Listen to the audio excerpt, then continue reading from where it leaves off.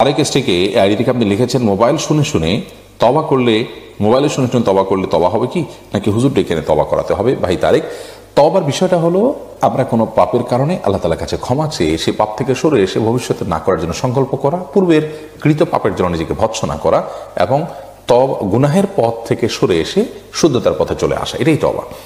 এটার জন্য আল্লাহর কাছে মুখে মাপ চাওয়া, অন্তর থেকে মাপ চাওয়া এবং গুনার রুট থেকে জায়গা থেকে সরে যাওয়া, গুনাহ না করার জন্য সংকল্প করে চলে আসা, এই কাজগুলো যথেষ্ট।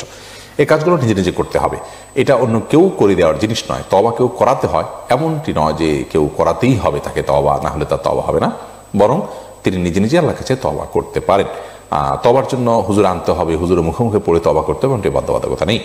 আর মোবাইল দিয়ে আপনি কোনো দোয়া বা কারোর তওবা পড়ানো দেখে আপনাকে তওবা করতে হবে এমনটিও বাধ্যকতা নেই। যার কারণে তওবাটা প্রত্যেকে যার যার করার জিনিস, সে নিজে নিজে তওবা করবে, আল্লাহর কাছে ক্ষমা প্রার্থনা করবে এবং গুনাহ থেকে সরে আসবে।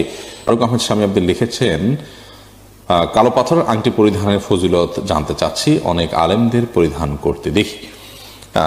কালো পাথরের আংটি পরার বিশেষ কোনো ফজিলত আছে এটা আমার জানা নেই, তবে এটুকু জানি যে আংটি এটা পুরুষদের জন্য পরা জায়েজ আছে, পাথর থাকলে পাথর ব্যবহার হতে পারে, বিশেষ করে যখন সেটার উপরে কোনো সিল থাকে তো সিল হিসাবে ইউজ করার জন্য তো থাকতেই পারে।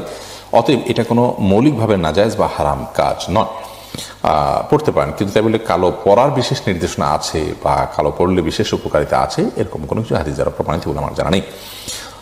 রোনা লাইলা আইডি থেকে আপনি লিখেছেন, আমি যদি সত্যটা বলি তাহলে একটা বিশৃঙ্খলা সৃষ্টি হবে, এমন জায়গায় মিথ্যা বললে কি গুনাহ হবে? সত্য বললে বিশৃঙ্খলা হবে, ভুল বোঝাবুঝি হবে, একে অন্যের প্রতি তারা আক্রমণাত্মক হবেন, এরকম যদি হয় তাহলে সেই ক্ষেত্রে সেই জায়গায় আপনি কথাকে ঘুরিয়ে বললেন, তাউরিয়া যেটাকে বলা হয়, তাউরিয়া অর্থাৎ আপনি একটু চেষ্টা করলেন কথাটা যাতে এমনভাবে বলার যে সরাসরি মিথ্যাও না হয়, একটু ঘুরিয়ে ফিরিয়ে আপনি বললেন।